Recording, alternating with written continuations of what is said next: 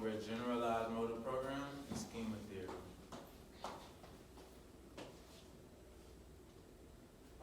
My objectives for today will be choice statement, targeted population, literature review, observation, program design, and conclusion and references. So, what is a generalized motor program? A generalized motor program is an abstract representation of a class or of actions or patterns or movements that can be modified to yield various response outcomes. Choice statement. So, why do we use a generalized motor program? A generalized motor program is thought to develop over practice and provides the basis for generating movement. A class of actions or a pattern of movement can be modified to yield various response outcomes. So why is it important? Some elements of the generalized motor program called invariant features are thought to be fixed from trial, defining the motor program itself, while others, called parameters, are more flexible and they define the program's execution. The targeted population that I have chosen are the ages 7 to 10, and the sport that we're going to be doing is basketball. We're going to be breaking down the basic motor skills of basketball, which can include either dribbling or the basics of shooting as well. We're going to improve the order of sequences, we're going to improve the relative timing, and we're going to improve the relative force in basketball. So, literature review. A motor program consists of the elements that are relatively fixed and they can also be modified. When talking about a generalized motor program, things that are relatively fixed from trial to trial are called invariant features, and the things that are more flexible and they can be changed and revised are called parameters. 3 possible invariant features include sequence of actions, which is doing the same thing over or repetition. Relative timing, which is the internal rhythm of a skill. And relative force, and that definition is when an overall force used to execute skills changes, the actual force characteristic of each component should change proportionately.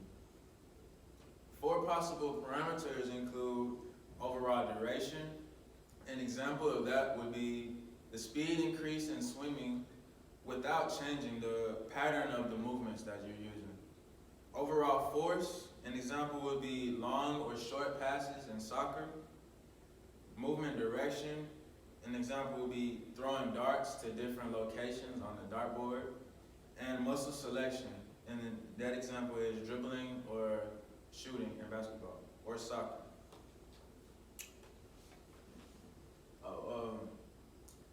A common example of generalized motor program is writing your signature. So I have this paper. I'm going to have different trials that I'm going to do.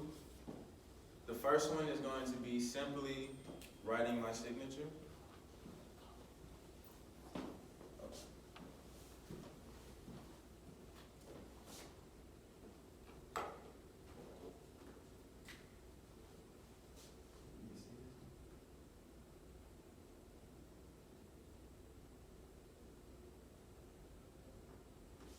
That was my first trial, writing my signature. It is the simplest form. So now my next trial is going to be writing with my non-dominant hand.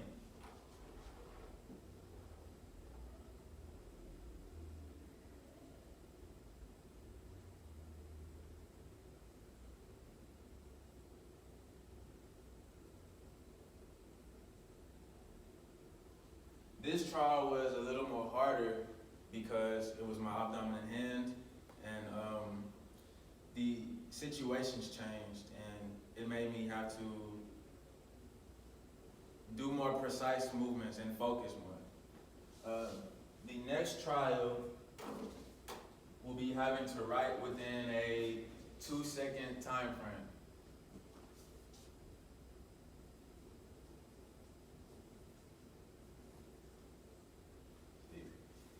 during this trial, I did not get to finish my name due to the 2-second time frame. I had to rush and I did not get to precisely sign my name on the board. Instead, I had to write fast and scribble more. Observation. We focused on the roles of invariant features and parameters involved in the generalized motor program.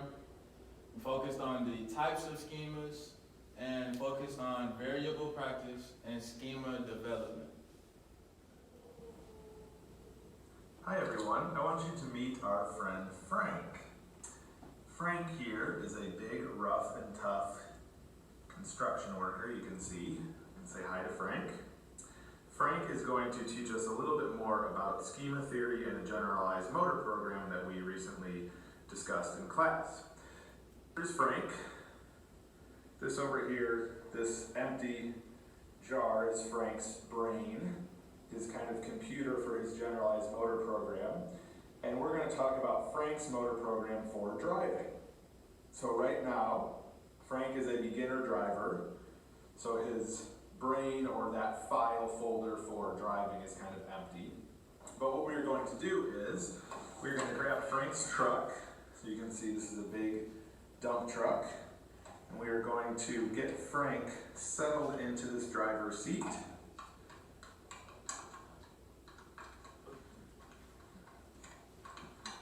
Frank needs to work on his flexibility. Now Frank is in the driver's seat. You can see, hi Frank, he's ready to drive. Now, Frank might drive on a pretty simple surface here, this flat surface. You can see Frank is driving on this flat surface.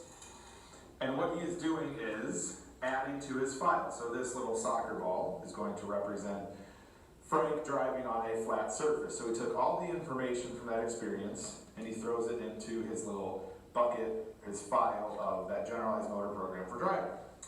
Now, Frank might drive on a different surface. So now he's driving on this carpet surface, and this will give you an example of difference between driving on brick road, on pavement, in snow, in rain, right? So as he's driving on this, he is now gathering information about driving on a different surface, and this baseball might represent that. So here in this baseball, that now becomes, he didn't really gather that information too well, that now becomes part of that file of the generalized motor program for driving. So now he's driven on one surface, he's also driven on another. We might also have Frank drive at different speeds. So on the carpet, maybe he's driving slowly, whereas this wood floor might represent the highway where he's going very fast, right? So those might add to his motor program. So we might add a soccer ball for driving really fast on the highway and a basketball for driving on slow speeds. So basically what this video is talking about is, as he added all of the balls, those balls represented new skills that he was doing or new activities that he was doing, and the ball represented his brain, where he retained all the information. Okay, so the program design for week 1, on Monday, there's 3 up and 2 back drills for 5 to 10 minutes, closeout shooting for 5 minutes, team competitive shooting for 5 minutes. The next activity is promoting team building and fundamental skills of basketball. Teaches the target audience proper defense and techniques to use during the game in various shooting positions and groups, layup, three-pointer, and free throws. Activity 1 for the next one is hand-eye and foot coordination, hand-foot coordination reaction time, and focuses on team mentally working together and as competitors. For Wednesday, the first activity will be give and go layups, 5 minutes, backdoor layups for 3 to 5 minutes, and ball handling circuits for 10 minutes. The next one is chest pass to 2 cuts to the front to the other rim for a pass, backup layup option for a tougher defense. Running, try alternating between dominant and non-dominant hands. The next one is hand to basket coordination, defense, hand and foot coordination, and focusing on hand and foot coordination and improving that skill set. For Friday, it would be ball dribbling challenge for 10 minutes, one hand form shooting for 5 minutes, 3-on-2 and one full court for 15 minutes. The next one is challenging players' ball handling skills, making them dribble 2 balls. Strengthening players' shooting abilities and running full speed down the court to score on a fast break. The next one is hand-guided movement, hand placement shooting form, and focusing on game essentials. For week 2, on Monday, the first 2 activities are lane passing drills for 5 minutes, 2-man zigzags, and then the next one is passing the basketball effectively. The faster you get the ball across the court, the harder it is for your opponent to score. The next activity is 2 at a time, work on defensive practices. The next 2 are promoting ways to work under pressure and hand-eye foot coordination. For Wednesday of week 2, we have 30-second lane slides, 4 versus 4 shell drills, and the sumo box-out drill. The next set of activities are sliding lane to lane on the court, focusing on proper foot movement. In groups of 4, you will pass the ball back and forth. One goal is to score, the other goal is to defend. In activity 3, we work on getting low and wide in clear spaces under the basket. The next set of activities are providing foot coordination, focusing on both offensive and defensive practices, focusing on blocking your opponent while on offense. And the set of activities for Friday would include a 5-on-5 scrimmage. Next, all players must combine all the skills and drills that they have learned and execute the movements as if it were a real game. And the final activity is hand, eye, and foot coordination.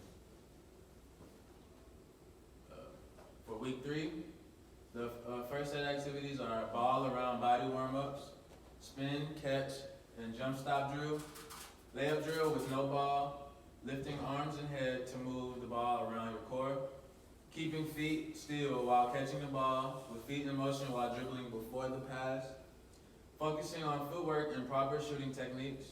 And the next activities is ball control coordination, focusing on footwork and completing a task or footwork. On Wednesday, we will have one-hand wall passes, square passing, and 3-on-3 scrimmage. The next set of activities is getting in position to consistently hit the ball against the wall, focusing on getting down the proper passing techniques, then add in challenges such as bounce passes. Also, we will encompass all techniques used in the game. The next 3 activities are focusing on passing, off the ball movement, and finishing around the rim. On Friday, the activities would be dribbling the 2 balls together, and also Long Island passing drill. The basketball should be pounded into the ground hard in a continuous motion. And the next activity is adding a basketball into the passing circuit every 5 players. The next set of activities is focusing on dribbling and passing awareness and on and off the ball movement.